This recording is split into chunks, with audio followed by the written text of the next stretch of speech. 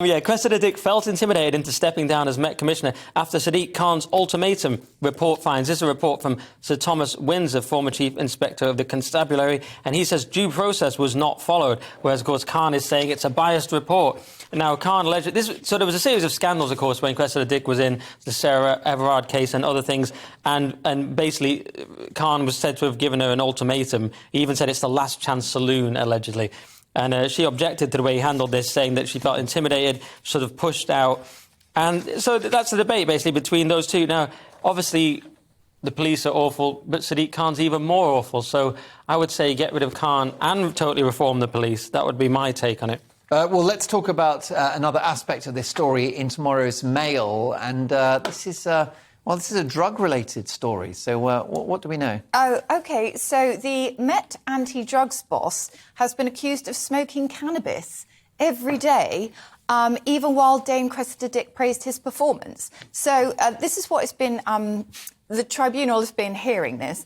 So he drew up the anti-drugs strategy, did you know? He had a lovely office covered in tie-dyed sarongs and lava lamps. That was one of the clues. So he's Commander Julian Bennett. Now, I get the impression from reading about Commander Julian Bennett that he was quite stringent and quite strict. His nickname was the Sacker, because he was very strict on other police that were being sort of pulled aside for committing misdemeanours. And he was firing people if they... He even fired people who took drugs on the job. So I've got this kind of image that he's a bit of a Judge Dredd type. Yeah. But now this sort of person who lived with him is not a lodger, a nurse, has said, oh, no, he's been taking drugs the whole time.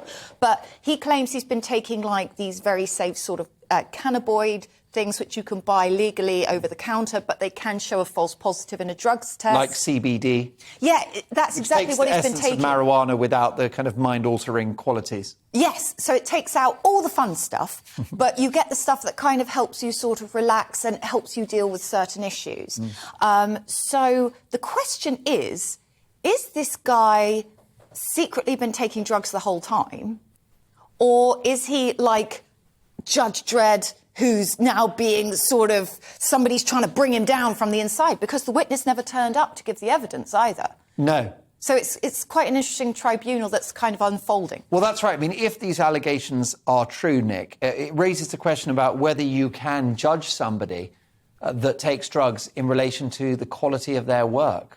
Absolutely. I mean, we all suspected the police were high for a while now, and it makes sense that he took LSD because the police are so keen on bright rainbow colours these days, aren't they?